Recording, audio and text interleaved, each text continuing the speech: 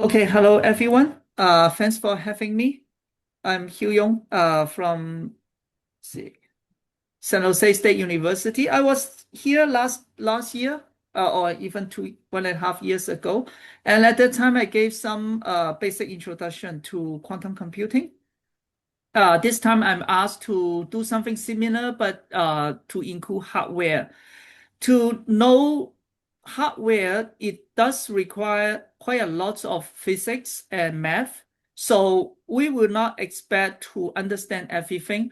The whole purpose of this talk is to show you what are out there, and hopefully you will be motivated to pursue a career in STEM and related to quantum computing.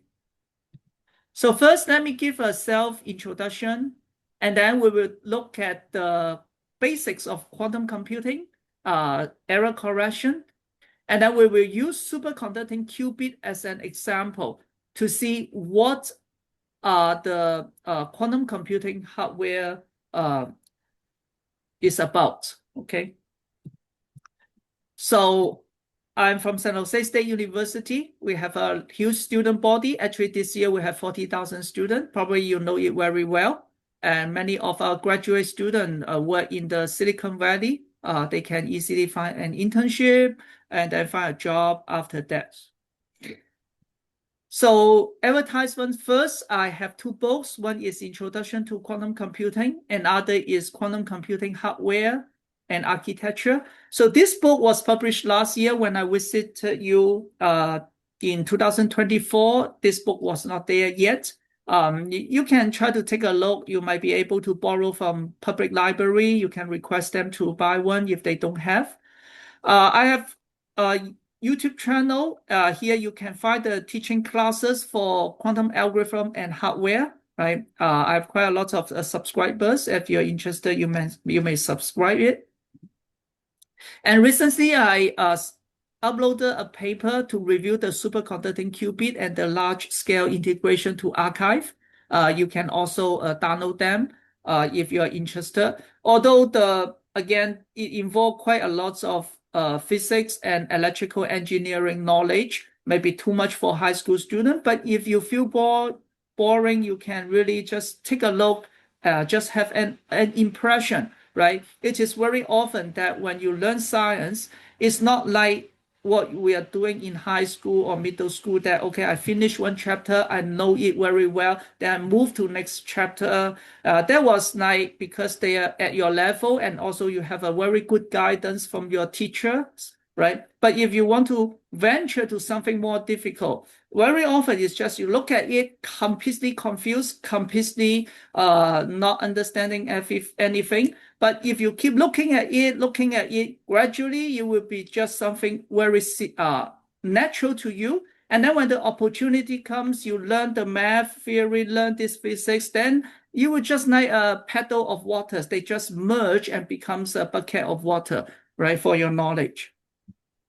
Okay, so let's start looking at the basics of quantum computing, right? So what is quantum computing? It used two very important phenomenon. One is called superposition, another is entanglement. We will look at it a little bit later. And it used these two phenomena to do quantum computing and achieve the so-called quantum supremacy. But one thing you usually overlook is interference. Some of you had taken AP physics or whatever, you know the water interference, right? You have constructive and destructive interference, and then you have different patterns when two waves hit each other. We do need interference in order to get the results that we want. There are two types of quantum computing. One is gate-based, right? This is what we are going to use in this talk. The gate-based is a little bit like the classical logics that you have a gate, right? But they are not exactly the same. We will see that later. But basically, if you have heard about semiconductor chips and design, you do the computation by applying a gate to a signal. For example, NOT gate, 1 becomes 0, 0 becomes 1. And gate, 1 and 0 becomes 1. 1 and 0 becomes 0. And then 1 and 1 becomes 1, right? So this is something similar, although the physical implementation is completely different. Another is so-called quantum annealing. If you have not heard about annealing, it's basically like if you have a metal, right? You heat to very high temperature and let it cool down gradually. Eventually, they form very nice crystal. This is what you do for maybe the glasses or the steel, right? You do this by heating at high temperature and let them find opportunity to juggle around and then find the minimum energy of the system. So quantum annealing is something like this. Here show an example. Your system may be at high energy level. You do annealing, but because it's quantum annealing, you can have tunneling, and then you can find the minimum solution faster. So why this is so important? For example, there's a company called D-Wave. Before any quantum computer company have claimed that they are successful or they had customer, D-Wave existed for a pretty long time. What they do is using quantum annealing to try to solve difficult problem. Optimization problem is something very difficult. Probably you know that already, right? You have outreach, you have service, you have school activities, you need to take AP classes, you need to take regular classes. How much time, how many classes I need to take that will optimize my portfolio, for example, right? That is actually many multi-variable problem. And annealing is very difficult, like for logistic. How do you have the distribution for dealers for the cost, where you put the parts so you minimize the cost and maximize the income, right? But we will not talk about this. But in the news, you can pay attention to this. So not going to spend too much time for application. Basically, if it works, it can help us to design new drugs, do scientific computation, provide secure communication, quantum machine learning, financial service, and many others. And that's why so many people, so many companies try to invest in this technology. So now let's take a look at the basics of quantum computing, right? So we have look at the classical computing first. We already just mentioned a little bit. You represent information by 0 and 1, right? So how do you represent it? You can use a coin, head and tail, or even happy and sad, right? Or a transistor, which is a switch. Just think of it as a switch. That is the switch in your computer chip. There are billions of switch. You can turn them on and off, right? And they are used to store the state, right? So on and off will be the state. So that's how we represent the information. Now, quantum computing will be very similar if we limit it to something called a classical state or basis state or computational base state. So they also have their corresponding 0 and 1. Here I put in something called bracket notation. We can ignore this, just accept it, right? So if this is just basis state, I can use coin, I can use my emotion, use the transistor on and off to do the computation. But what makes quantum computing powerful is that you can have a state that is in superposition, right? So this is the state. Instead of 0 or 1, it can be alpha 0 plus beta 1, where alpha and 0 are the complex numbers, right? So it is just like that. You have a spinning coin and you don't know whether it's head and tail, right? Of course, this is just a lousy analogy because you cannot implement a quantum bit, right? A qubit by using a spinning coin. But the main point is that all the states can be represented as a superposition of this, okay? And it's just as weird as you can say that 99% of me now is at home giving this talk, but maybe 1% of me is actually at your school giving this talk, right? And this is possible in quantum computing or quantum mechanics. So what's so special? So just now I gave you was just something called qubit, 1 bit, right? Just give you 1 bit. So in classical register, for example, here I can have 4 bits. They are in binary number because it is a bits, right? Binary digit. and I have 4 bits, so it can represent 0000000001 all the way to 1111. So only 16 possible numbers, 0 to 15. Well, it is the same if I have a quantum register, qubit. Now I have 4 qubits. Ignore this, just accept it. This is the qubit. But these are in the basis state again, right? Just like what I said earlier, the classical state.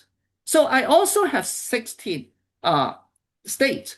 So no difference, nothing special. But remember, I can construct a state which is a superposition of these 16 states. So it can be alpha 00 all the way to, A00 all the way to A1515, right? So imagine if I have 300 electrons, each electron will represent a qubit, right? 300 is not a lot. You can count them easily within a minute, 2 minutes, right? However, these 300 electrons, each of them can represent a qubit. For example, they can use spin up or spin down. If you have not heard of spin of an electron, just take it as a property of the electron.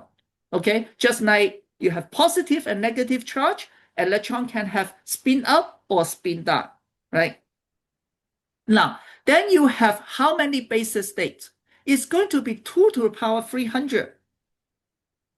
Because you can have all 0, and then 299 0 and 1, right? And then 299 98 0 and then 1 0, right? Just keep doing that. You have 2 to the power 300 possible basis states. Just 300 electrons. I come up with such a huge number. This number is more than the atoms in the universe. It's more than the number of bytes in the world at this moment. So it's nothing special, but it points out something very profound. To describe the states of 300 electrons, you need 2 to the power 300 complex coefficient. Let me step back a little bit more. To describe 1 qubit, I need 2 coefficient, 2 complex number, 2 to the power 1. 4 qubit, I need 2 to the power 4, right? Because I have 16 complex number. 300 electron, I need 2 to the power 300. It grows up exponentially. So we have not looked at how we can use this for computation, but it already showed that this is a very gigantic space, a lot of information inside. If we can use quantum computing, 300 electrons can store 2 to the power 300 complex number, right? Of course, it's not that easy. How do you store it? How do you retrieve it? It's almost impossible. But anyway, that is the power.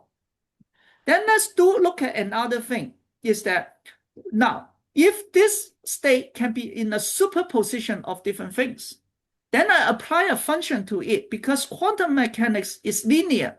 Then it's going to apply to each state at the same time, right? It's just like the analogy, 90% of me at home, 10% of me at your place.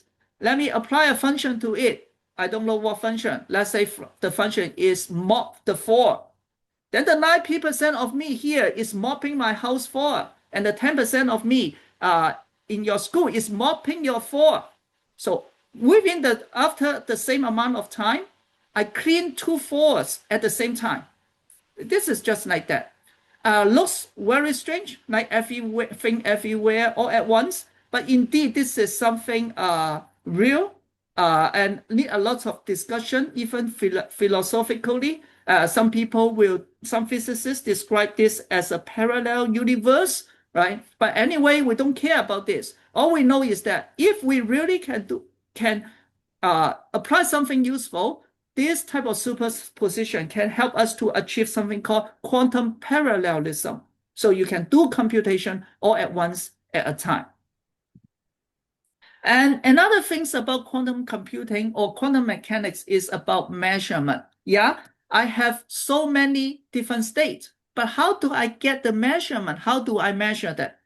Unfortunately, it's not easy. It's just like this spinning coin. How do I measure it? How do I know whether it is head and tail? Of course, this is a wrong analogy. but I will stop it, it will collapse to either head or tail. That is the same for any qubit. This qubit is a superposition of alpha 0 and beta 1. If you measure it, it will collapse to 0 or 1 perfectly randomly, except that the probability is proportional to the square of the corresponding magnitude. Or in other words, I said that 90% of me is at my home and 10% of me is at your classroom. How do you know that? Just look at me, right? Of course, I already assume you already look at me, and that is a measurement, right? So my wave function collapsed to here. So now I'm at my home.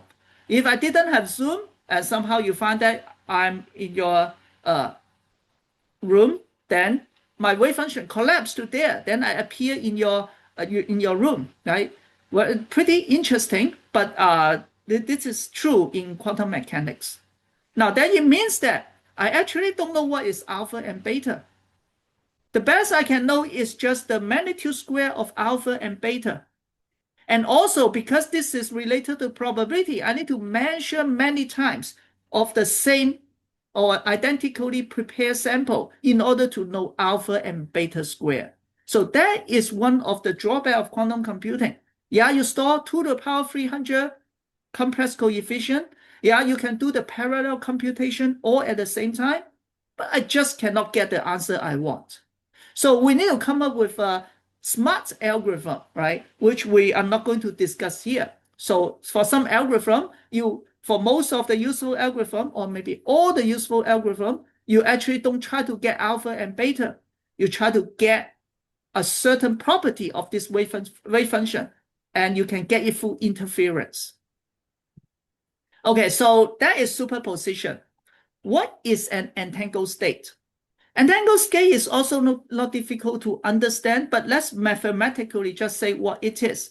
Now, you see that I have a state that is a superposition of 4 basis states, remember? So this is 2 qubits. The basis state are 0, 0, 0, 1, 1, 0, and 1, 1. In decimal, it is 0, 1, 2, 3. And it has 4 coefficients, 1/2, negative 1/2, 1/2, you multiply into it, and negative 1/2. These are the alpha 0, alpha 1, alpha 2, alpha 3, right? If you kind of lost, it's too much, I know, but just treat it, just understand that, agree that this is a general state for a 2-qubit system, right? If it's a classical register, you can only either have 0, 0, 0, 1, 1, 0, or 1, 1. But now it can have this, right? For example, let's say myself and my wife, right? My wife can be at home and also at the same time in your room. And now it can be, what are the possible basis state? Both of us at our house. One of us, I am at my house and what she is at your school.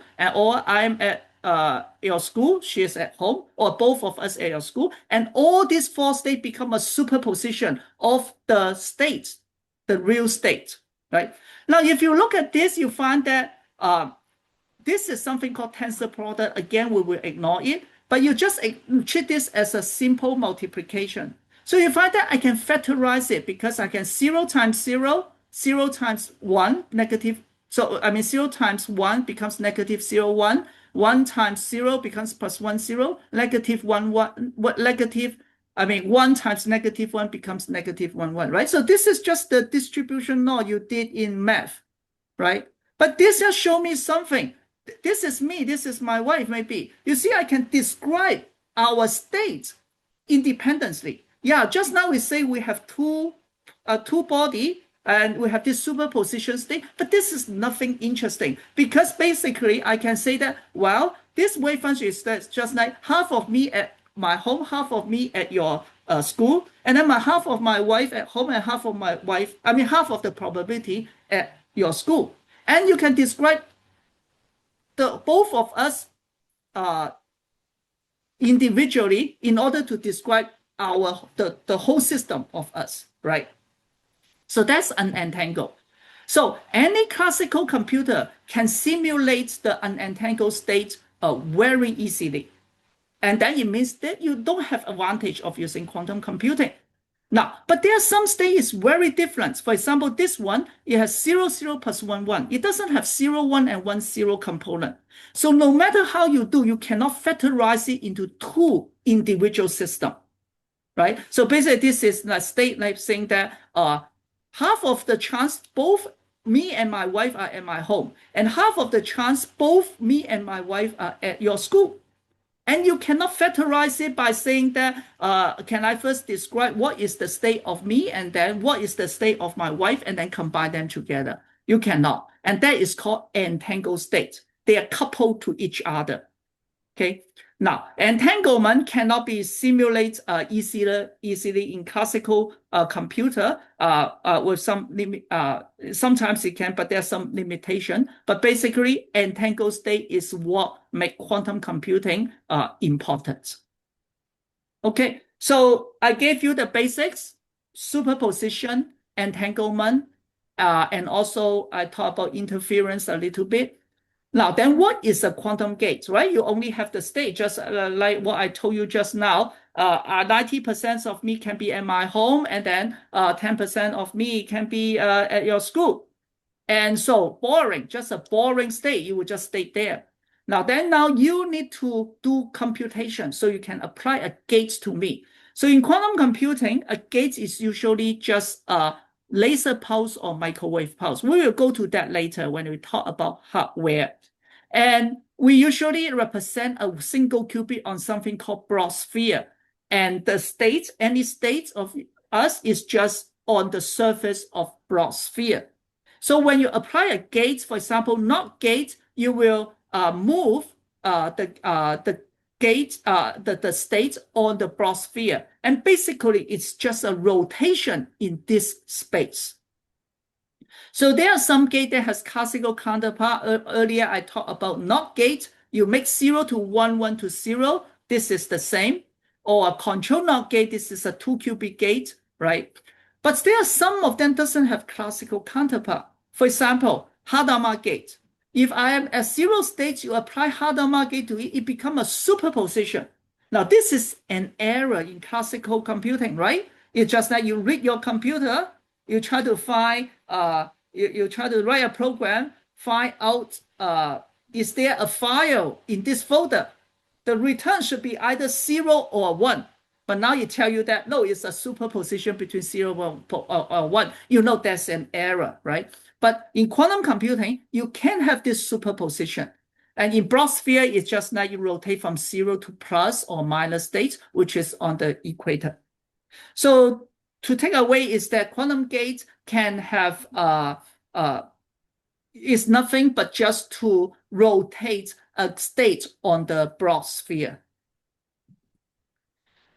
Let's take a look, a deeper look on other nature of quantum gate. So here show a classical Leong gate. So maybe you have not learned it.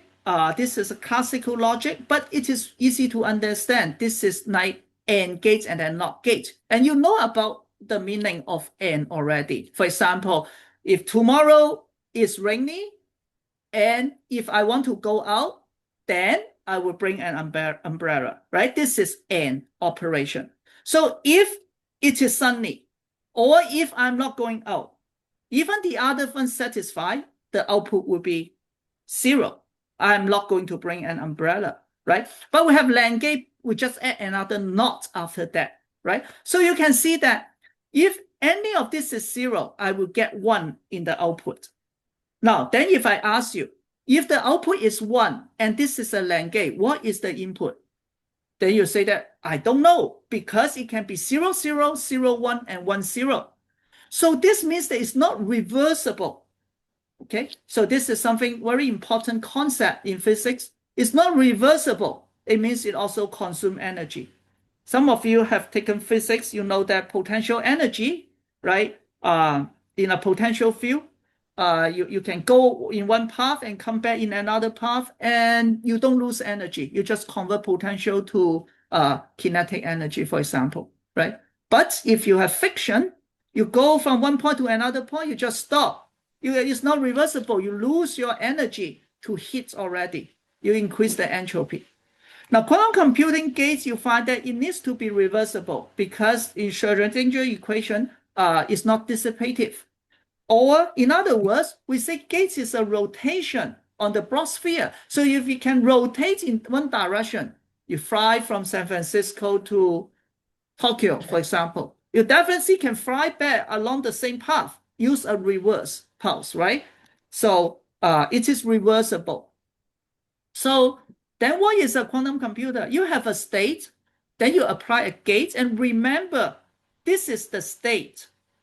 It is a qubit. It sits there. The pulse is just a laser pulse, microwave pulse to change its state, right? If you will, like you may heard about simple harmonic oscillator, which we'll talk about later. The ball is always at that well, and you apply an energy, a pulse to promote it to higher energy. It doesn't move, right? It just the state got changed. It doesn't move on the 2D plane. So you keep applying pulses, and it is reversible if you apply an inverse of it, right? Until what? Until you do measurement. Then the wave function collapse. So that is what a quantum gate and circuit look like. Okay. And then the last topic of this session is error correction. This is even more difficult, but I would like to point out some important thing to you. You know that you can copy classical data very easily, right? Copy your photo. Later, this recording is on cloud. You may download it. When you download it, it is an action of copying, right? So you can copy that, but think about how you copy something. Actually, you cannot copy if you don't read it. The computer actually will read the information bit by bit and then write it somewhere else. So you need to do the measurement. Reading is a measurement in order to copy, right? Even a copy machine, you need to read it through some way, night, and then copy it, right? But we just said that in quantum computing, if you read it, measure it, it will collapse to the state. So the state might be alpha 0 plus beta 1. And then how do you copy it? You need to read it, but once you read it, it is damaged, right? It's collapsed. Even you know what it is, you create a new copy, that copy, you only have one copy, right? Because the old one was damaged. But of course, you can say, what? Then I can just write more, but that is true, but that doesn't work because there is a deeper theorem called no cloning theorem in quantum computing. For any general state, you just cannot copy. So in 1980, some people come up with a way to do the copy, to try to copy. Some people come up with a way to transmit information faster than the speed of light. And that paper was submitted to a journal. And the editor looked at it. How can you transmit information faster than light? But he cannot find out the problem. That was a theoretical paper. He invited many reviewers. No one can find out the problem at that time. So editor said, let me just publish it for now. Maybe the readers can find out the problem. And indeed, after publication, somehow found that the problem is that it assumed a quantum state can be copied. And because of this assumption, you will deduce that I can transmit information faster than the speed of light, right? So no cloning theorem is very critical.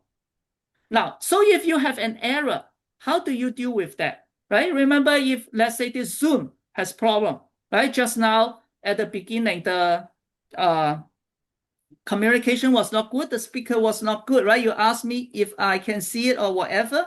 I say it. Sometimes you hear, you heard no, sometimes yes. So how do you confirm? You just ask me many more times. And eventually, most of the time I say no, then you're sure that I cannot see it or whatever, right? So this is something called repetition code. For 0, if you want to transmit 0, then just make 3 copies of 0. If one of them got flipped, then you still have 2 0. You see more 0 than 1, then you know that this must be 0. And same for 1. But again, we cannot copy in quantum computing. Then what can we do? Okay, so then fortunately, smart people like Peter Shaw, right? They came up with an algorithm, different algorithms, which is called quantum error correction. And what they do is try to entangle the state that you want with some auxiliary qubit. These are the bits that we don't want. They are just there to help us. They are entangled with the real qubit. We are not going to measure the real qubit because it's going to collapse. But we can measure the auxiliary qubit because they are entangled. Remember just my example of 00 plus 11, right? For example, if I really know that it has to be a certain relationship, then I measure the qubit, then I know what happened to my original qubit. For example, my qubit was supposed to be 1, and now it got flipped. And I measure this one, I know that it's flipped, then all I need to do is just apply a gate to correct it. I still don't know what it is. I know it got flipped. I just apply the gates to correct it, right? And that is called syndrome measurement. So sometimes, right, in some Oriental medicine right, what they do is just check your syndrome, right? Because in some sense they believe the syndrome is correlated, entangled with the disease you have, right? Whether it's 100%, we don't know, but of course we assume it is. Once we have a very clear entanglement, very clear correlation, then I don't need to take your blood, I don't need to touch you, right? Maybe only the here, and then I will already know that what disease or what kind of sickness that you have. And then what do? I ask you to take the medicine and fix it. And that is like error correction. I know what syndrome you have, and then apply the gate correction, and then I will revert back to the original value. So that is the meaning of error correction. Okay. I will still just go ahead. Let me finish everything, and then we can come back for questions. This part will go a little bit faster also, right? So we already know the basics of quantum computing, the power of superposition, the importance of entanglement, and entanglement is what enables us to do quantum error correction, and no cloning theory, etc., right? And what it looks like. But in reality, how do we implement it? So here, this is, you don't need to memorize it, but I want you to be aware of this, something called DiVincenzo's criteria. So in his paper, he said that if you want to have a working quantum computer, now how you're going to build it? Well, first, your physical system need to have 2 levels. Okay, this is very important because we're doing 0 and 1. And I should be able to initialize it. This is very trivial for classical computer, but you need to make sure that you are able to initialize it to a certain state before you apply a quantum algorithm. You need to have a long decoherence time, because we have not talked about this, but quantum mechanics is very subtle. Quantum object is very subtle. They can lose their information to the environment easily. And that is just because usually they are very tiny object, right? They can lose their state. So you need to keep the state for long enough time, during which I will apply the quantum gates to do the processing. You also need to have a universal set of quantum gates. Now, of course, it's easy to say I can have NOT gates, I have C-NOT gates, I have Hadamard gates, but that is just logical concept. How do you implement? It's a physical system, right? If you do a log operation on me, maybe you say, okay, just flip me around, upside down. That is a NOT operation. That is easy, right? But how do you do a control NOT? Like, if my wife is not happy, then you flip me around. If she's happy, you don't flip me around. Something like that, right? We can also need to be able to the specific measurement, right? This is also not trivial. We will not go into detail, but if you're interested, you should take a look at these 5 criteria. So that comes to a quantum computer. Still don't know what exactly it is, but basically almost every quantum computer, maybe not for photonic qubits, is like this. I have different qubits. Here I have n qubits, qubit 0, qubit 1, qubit n-2, qubit n-1. Each of them has a wave function, boring wave function sitting there. It's just like electron sitting there, atom sitting there. Now, then you need to initialize it by applying a pulse. You can do 1 qubit, 2 qubit gates again by applying a laser pulse or microwave pulse. And then you want to selectively read the state. But in this process, you can have a noise to destroy your system, right? So very interesting. You need to have the right frequency, right shape, right amplitude, right phase, right time, and right duration. And that is a quantum gate already. Think about, I said, if you want to apply a NOT gate to me, assume NOT gate is to flip me upside down. How do you do that? Well, you need to push me. But if you push at the wrong angle, I may just fall down and then lay on the ground, right? If you push me too hard, I may actually have a 2 pi rotation, 360 degree. And what worse is that not exactly 100 degree, 190 degree, right? All this will cause error. And you need to put in the right time, right? Maybe face when I'm willing to let you push. When I'm in a bad mood, I'm not going to let you push, right? So that is exactly what's happening in the hardware.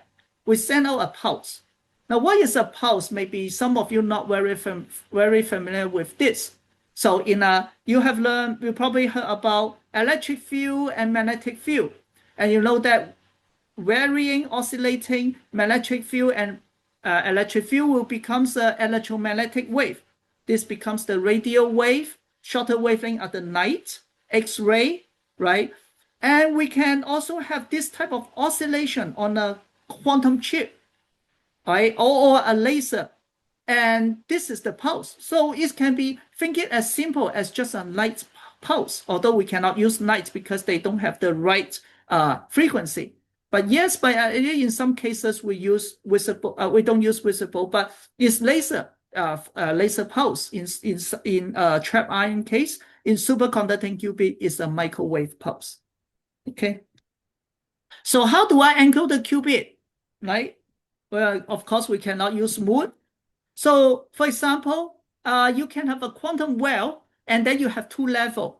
You have one level, but then under external magnetic field, you will split into two levels. Spin up has larger and higher energy than spin down. Then you have two levels. Then your state will be a superposition between spin up and spin down. You can also have a photonic qubit, right? Here they are connected. The photon, one photon, okay? So if you're not familiar with what is photon, think about light. Light, you think that is continuous, but if you go to quantum mechanics, they are discretized. You can count them one by one, okay? Just like a particle, and that's what you probably learned. Newton was debating with forgot who else, right? At that time, whether light is a wave or a particle, right? Newton think is particle, right? But later it becomes they showed that it's a wave because of diffraction. But then later Einstein showed that it is a particle because of photoelectric effect. And after all is what? Wave-particle duality. Every object in this world has the wave and also particle nature. Same for you and me. Actually, I have a finite opportunity. I have a wave. I have very finite opportunity. Part of me are actually at your school, although it might be 10 to the power minus 1 trillion. I don't know. What's the probability, right? So a photon is a light particle. So from wave perspective, when I see this one, it can go to both sides, right? But from particle perspective, it either up and down. So before I measure it, it can be just a superposition of up and down, just like I am at my home or I am in your school. But how do you know where it is? Measure it. Have a photo detector. If I get it on the upper path, then I know it is not in the lower path. So that is a way to encode a qubit. But this is not a common way, however. And lastly is the superconducting qubit, right? So it is an island. So I will go deeper into this later, but basically it's just an island. This is a capacitor. This is something called Josephson junction. It's also treated as an island. So this is a wire, not island. I mean, it's treated as a capacitor. So you have this capacitor forming an island. So in this island, you can have a lot of what we call Cooper pairs. Just think of it as a pair of electrons for now. So you can have one extra pair of electrons or 0 extra pair of electrons. And that becomes a superposition. As analogy, it's just like your cup or in your room, you have one extra person or without one extra person. Okay, and that is a superposition of the state of your room. So here, I just want to tell you that we talk about noise. I just want to let you know that we need to operate a quantum computer at very low temperature, except for photonic qubit, and that is because of noise. And here, just let you know, this is the energy scale. This is room temperature. We have this energy scale, but the qubit separation is so low. And that's why you need to use something called dilution refrigerator, which is about 10 minute Kelvin. Okay, room temperature is 300 Kelvin, right? The the melting point of water or ice is what? 273 Kelvin. And you go to liquid helium, the boiling point of liquid helium is 77 Kelvin. Liquid nitrogen is 77 Kelvin.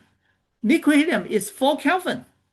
But the superconductor qubit need to work at 10 millikelvin. Milli means 1,000 times less, right? So it is 4,000 times cooler than the liquid helium to avoid the noise. Okay, so you need ultra low temperature, or you can use dilution refrigerator or laser cooling for trapped ion. For others, I won't go into details. Otherwise, you will have a decoherence, right? So you need to low temperature. Okay, so let's see how we represent a state in superconducting qubit. So this is maybe too much for some of you, right? But you can follow me, just get an idea.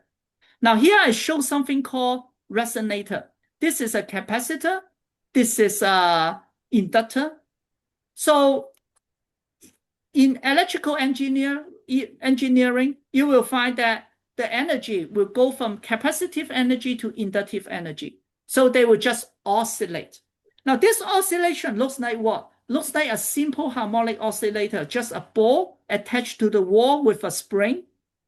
For those who has learned that, you probably know, but if not, just think about you have a spring attached to a ball. You pull the spring, right? You pull the ball and then you release your hand, what happened?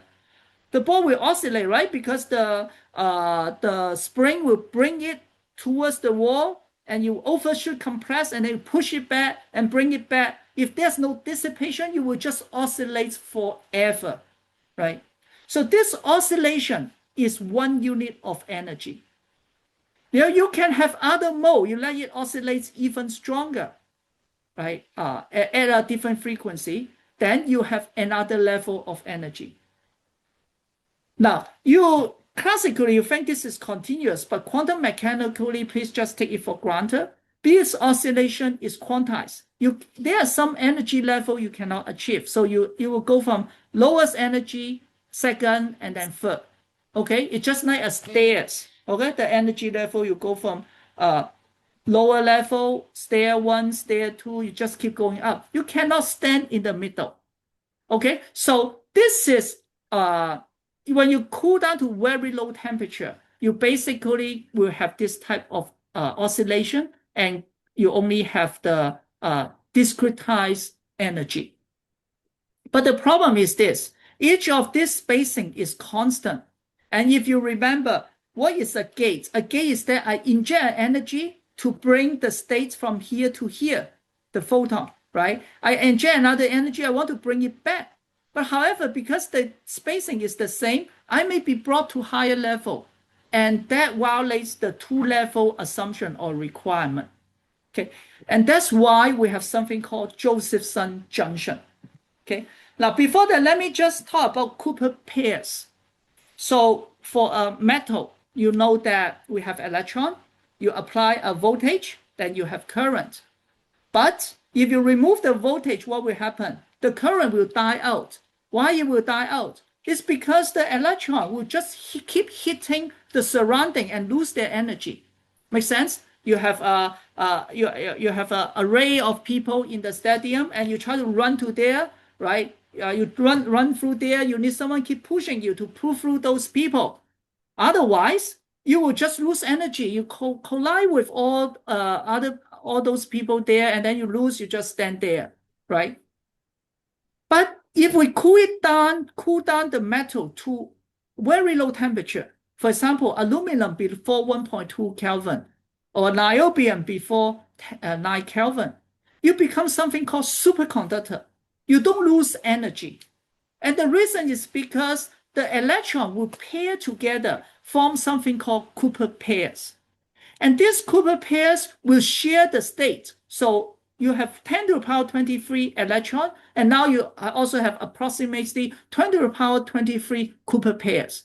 They can describe by something called wave function. This is quantum mechanics. If you have not heard about that, you don't know what I'm talking about. But just to give you a feeling, but basically it's like that. Once you pair together, become the Cooper pairs, all the Cooper pairs will just like army, marching army. They are all in phase. They all work together, and it becomes a macroscopic object, right? You don't need to describe, hey, what is this guy doing on the third row or second column? He's doing the same thing as the girl on the 100th row and 2000 column. So to describe all these people, I just need to say, okay, they are marching in this speed. They are just like laser. They marching in coherence, and that is the Cooper pair. So that is a phase, right? We don't need to go to the math. And what I want to show you is that now, how do you form something useful?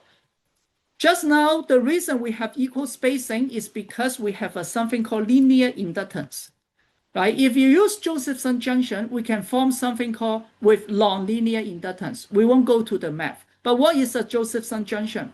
It's a superconductor, insulated superconductor. It's just like a capacitor. But the wave function will tunnel through each other, and then you have some special effect called Josephson equation, described by Josephson equation. But so this is so simple, just to tell you that conductor, insulator, conductor, that is something called Josephson junction. Of course, we need to make it superconducting, so no resistance. Okay, so with this, then we will be able to form a different energy landscape, and then you have different spacing. And now if you are in state 1, I apply a microwave pulse, it will bring me to state 2 as a NOT gate instead of bringing me to state 0 as a NOT gate instead of bringing me to a higher level. Okay, so now we have a qubit state, and then the rest is the rotation, right? Again, all math, no need to understand. But I want to remind you that what is the state of a qubit? It's just on the broad sphere. So if I apply a gate, it's just to move it from one point to another point. So basically, I can decompose it into free rotation. If you didn't know that, I just tell you that.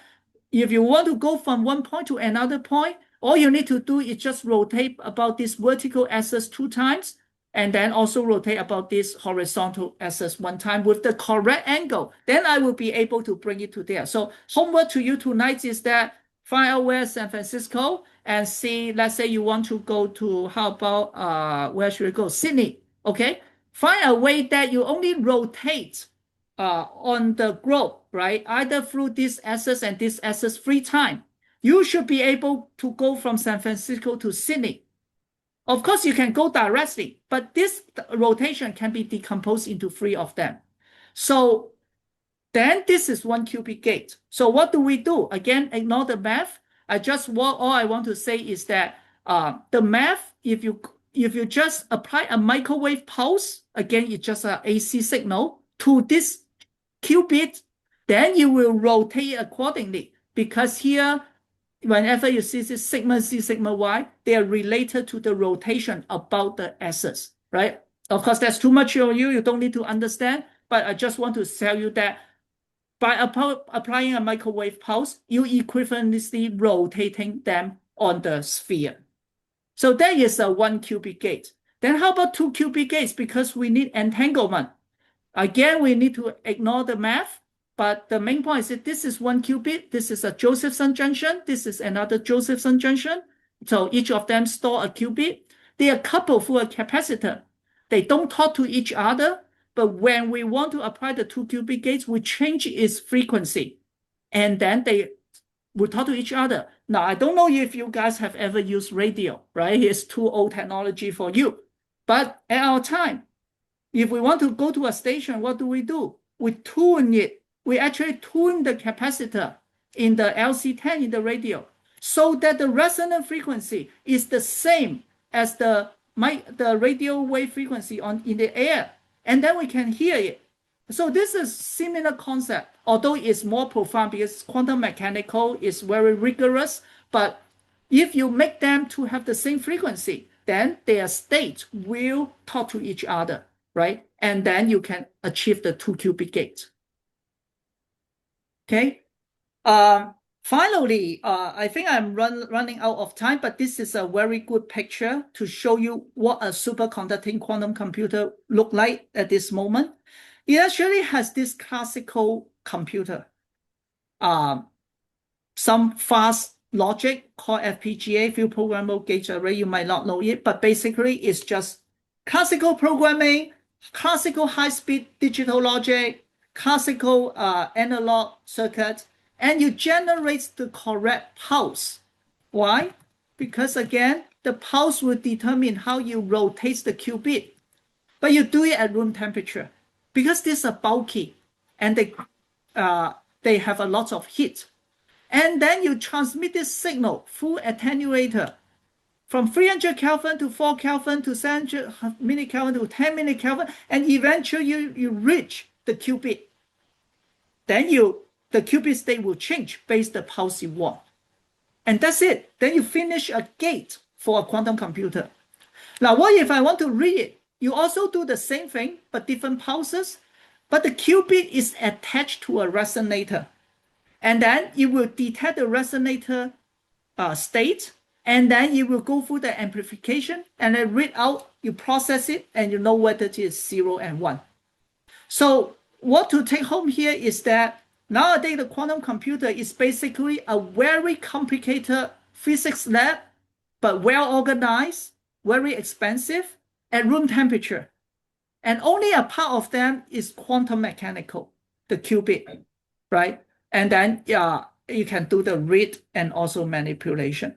So because of time, I do not want to go to more detail of 1-qubit gate because it doesn't matter that much. I won't talk about the readout. I will just stop here so that we can have a few minutes for questions.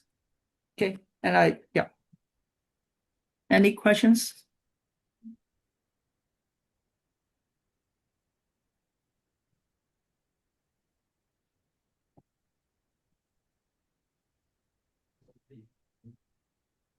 I mean, you can just ask a question. Yeah. And ask. What are some like companies that are going into or like looking into quantum computing hardware? I actually cannot hear your question. Can you speak louder? Wait, is it just muted? It should be. Just come up. And just go up and ask. What are some companies that are like investing in quantum computing hardware? Oh, there are many, right? IBM, Google. In Bay Area, we have Rigetti in Berkeley. We also have what's that? Rigetti and Quantum Motion, INQ. There are quite a lot of company. I think you can name dozens. Yeah. Okay, thank you. I have a question. Are there any quantum related research at SJSU that you can share with us? Yeah. I'm doing research on this, yes. Yeah. So I'm working on quantum computing chip design, working on algorithm, and we have other faculty working on I mostly do superconducting qubit. And my faculty working on ions or optics. Yeah. How soon do you see quantum computing being used in consumer technology? Yeah, so many people ask this, and I can only say I don't know, because if I know, I would have bought a stock and I would be rich, but I did not buy any stock. But I can tell you, IBM has a roadmap. They think that in 2033, afterwards, we have some pretty powerful fault tolerant quantum computing. computers. Now, you will see that if you look at the financial report from many quantum computing company, whether they're startup or they are already IPO, you see that actually they already have many customers trying to use them. The reason they use it is not because it's useful now, it's because they want to prepare for that, including like financial company, right? Like Wells Fargo, if you go to quantum computing conference, you will see presentation from Wells Fargo. You don't know why, but that is because they just want to prepare for that. One day, if suddenly it becomes useful, they need to use this to do optimization problem. So, and nowadays, it's still not useful, but if the roadmap works, then maybe in in about 2030, you will see some useful case. Now, they already have some paper on supremacy, quantum supremacy, right? But those are cherry pick problem that to show that yes, quantum computer can do better than a classical computer. But for real for real quantum computing application, we still need to take time. But I just want to emphasize, quantum computing is different from quantum technology. So there are three things: quantum computing, quantum communication, and quantum sensing. Quantum communication and quantum sensing are already proven to be useful, right? Quantum communication is more like you can have 100% secure communication. No people can eavesdrop you. The reason that you do that is through entanglement and measurement. You know that if you transfer data from me to you, and then someone eavesdrop, it's going to change our state. I will know that someone has eavesdropped my signal. Then I will just resend. So this one already demonstrated. I think China was really leading in this aspect. And they already tried to have, like, from the ground, send a entangled segment to the satellite. I believe they then let the satellite move to Europe and then send back, something like that, right? So they already can do this quantum communication, means 100% secure communication. Although now it is very slow, you cannot like transmit a lot of data, but it already demonstrated. And quantum sensing is to use the quantum sensitivity of quantum, right? You explore it. You even try to break the limit. I mean, there's something called Heisenberg uncertainty principle. You cannot break it, but you can get certain information really precisely by sacrificing others. And that is also in use already. Very important for defense. Yeah. Thank you. Could you explain a little bit more why you can't make like the no cloning theorem, I think it was called? It's just theory. So if you try to prove that, if you go through the proof, you say assume that it's just proof by contradiction. You can, if you learn the basic, you say I can clone it, then you will find that it doesn't work because it then will have contradiction. So it just cannot. Yeah. But then how do we learn this intuitively? Then we can think about I always think about you need to read in order to copy, right? And when you read, you destroy the original copy already. Okay.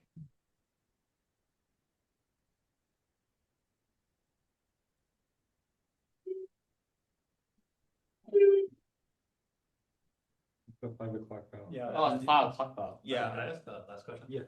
Yeah. What are some applications of a quantum computer that a classical computer just can't achieve? Yeah, so quantum computer mostly used for some very difficult problem, which is what we call it, NP problem. For example, optimization problem, right? Let's say you want to go from San Jose, you want to visit 2 cities in a day, San Jose and Mountain View. You find the shortest path. Easy, right? You just find it the shortest. Now I add one more city to you, Sunnyvale. How do you visit 3 of them with the shortest path? That's like traveling salesman problem. Maybe still easy, right? Now I add to 10 cities, then you find that in order to find the solution, it grow up as maybe 2 to the power 10. Now if it's 100 cities, it become 2 to the power 100. And this type of optimization is classically intractable, right? So this optimization is something quantum computing are useful. Another thing is like encryption. For when you do encryption RSA, right? You type in your banking account and send to a bank, Actually, it rely on something called RSA, so people cannot hack your account. But in principle, they can hack. This is the same as the Bitcoin mining. What you're doing is just to factorize a prime number, a very large prime number. So if you can factorize it really fast, you can crack everyone's password very fast. But now it was designed such that even you have the most powerful supercomputer to do the prime factorization, right? Factorize a number into two prime numbers product. It actually may take you 100 years, for example. So that's why you cannot crack my password. But with quantum computer, it can do this exponentially faster. So it can do it maybe in a day or in a few hours.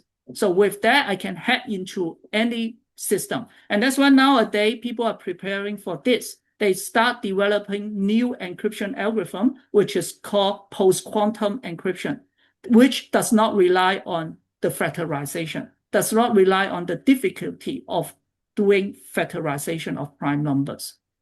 So in principle, now you think everything you upload to Google Drive is safe with your password. But if one day they have this quantum computer, they can crack it, right? So for some famous people, they need to start thinking about, on top of it, add another layer of encryption, because today's secret, 100 years may not be a secret anymore. Yeah. Any other questions? Yeah, one more. Could you explain about the post-quantum encryption a bit further? Oh, I'm not expert in this, but when I say this is just want to say that now we rely on the encryption is by relying on something called private and public key. And in order to get all the key, everyone will get your public key, but only the bank or yourself, you have something to factorize that key very fast.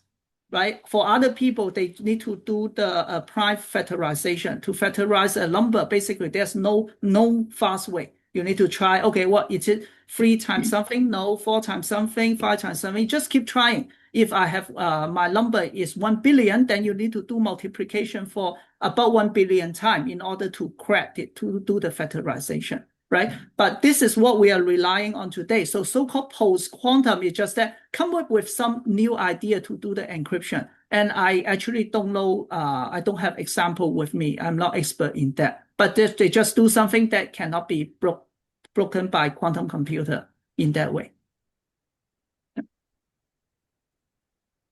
Any other questions?